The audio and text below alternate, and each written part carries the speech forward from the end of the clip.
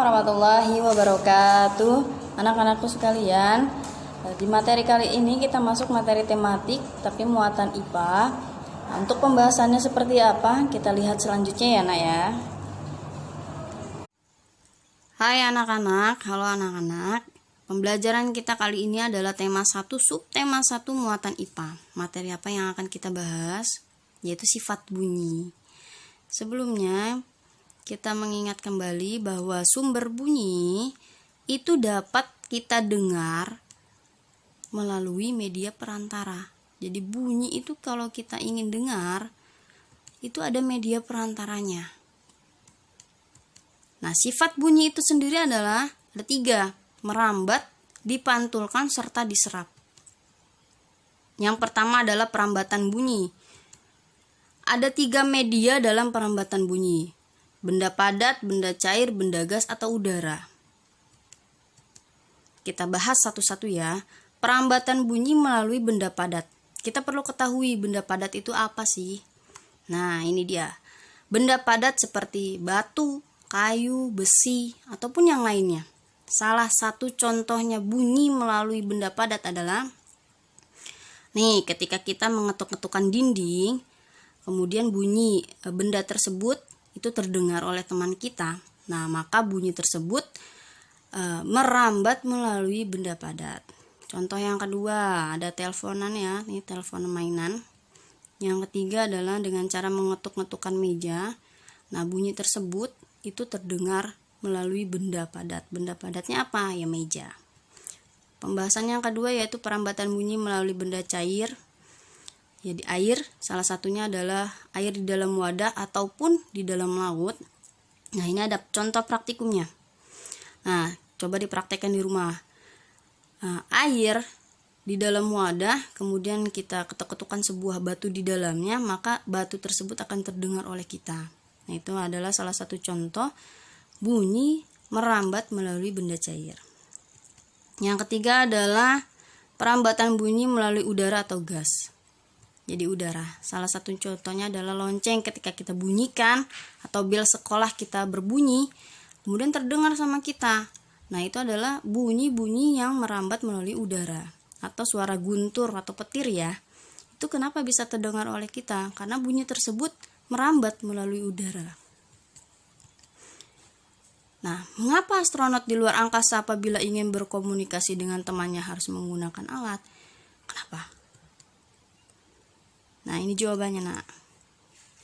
Padahal di luar angkasa itu sendiri adalah hampa ya, maksudnya udara gitu. Tetapi itu bukan jawabannya. Jawabannya adalah karena luar angkasa merupakan ruangan hampa udara. Jadi meskipun seperti udara, bukan seperti udara ya. Di luar angkasa itu kosong. Dia benar-benar hampa udara. Kita bernafas saja menggunakan alat bantu ya. Jadi ketika kita berbicara pun itu tidak terdengar oleh teman sebelah kita atau teman lainnya. Karena apa? Di luar angkasa itu memang hampa udara.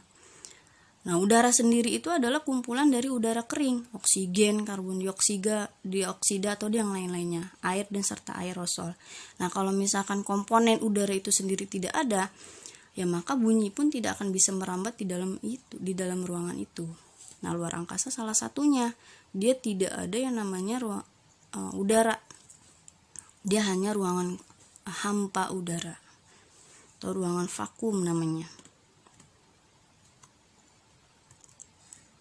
Yang kedua adalah bunyi dapat dipantulkan. Ada 2 jenis bunyi di sini yang dapat dipantulkan, namanya gaung dan gema. Mungkin sedikit familiar ya. Nah, kita akan bahas satu-satu. Gaung itu apa, gema itu apa, perbedaan keduanya itu apa.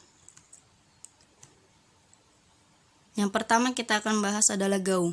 Gaung merupakan suara pantulan yang terdengar sebelum sumber suara selesai diucapkan atau diteriakkan. Jadi ketika kita mengucapkan kata atau kita berteriak suatu kata, kemudian kata tersebut sudah terdengar sama kita, padahal kita belum selesai berbicara. Contohnya adalah ketika kita berada di dalam gua.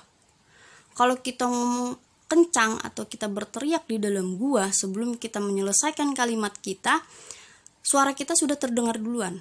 Nah, itu disebut dengan gaung. Nah, kalau gema adalah suara pantulan yang terdengar setelah sumber suara selesai diucapkan atau diteriakkan. Contohnya adalah ketika kita berteriak di depan tebing atau di perbukitan atau di gunung ya. Kemudian kita misalkan mengucapkan satu kata. Biasanya gema tuh ditandai dengan suara lanjutannya, menggema. Misalkan contohnya, dit. Nah, itu adalah suara gema. Beda dengan gaung. Kalau misalkan gaung, dia sebelum kita selesai berbicara, itu sudah terdengar. Kalau misalkan gema, itu setelah kita menyelesaikan bicara kita atau omongan kita, itu baru terdengar suara bunyinya. Menggema, biasanya diikutin tuh suaranya. Itu perbedaan antara gema dan gaung.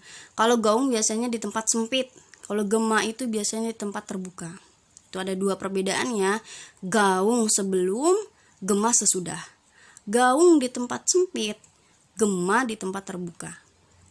Yang selanjutnya adalah manfaatnya nih. Ternyata gema itu memiliki manfaat. Salah satunya adalah dapat mengukur kedalaman laut.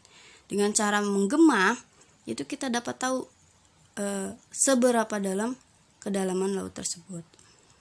Atau kalau misalkan gaung ini memiliki kerugian. Contohnya kalau di dalam bioskop ya, suara yang berasal dari film dapat mengganggu penonton yang lain. Oleh karena itu di dalam bioskop itu dibutuhkan yang namanya peredam suara. Nah, ini masuk ke dalam materi yang ketiga. Bunyi dapat diserap. Seperti peredam suara. Contohnya di studio musik itu mesti ada yang namanya peredam suara. Karena apa? Kalau misalkan tidak diletakkan atau tidak ditaruh dengan namanya peredam suara, itu suaranya akan kemana-mana dan itu akan menyebabkan polusi suara. Dan juga bioskop itu di dalam bioskop, kenapa di dalam bioskop itu suaranya tidak terdengar sampai keluar? Karena di dalam bioskop itu terdapat peredam suara. Jadi ada 3 sifat bunyinya. Yang pertama merambat, yang kedua dapat dipantulkan, yang ketiga dapat diserap. Semoga dapat bermanfaat ya nak ya. Assalamualaikum warahmatullahi wabarakatuh.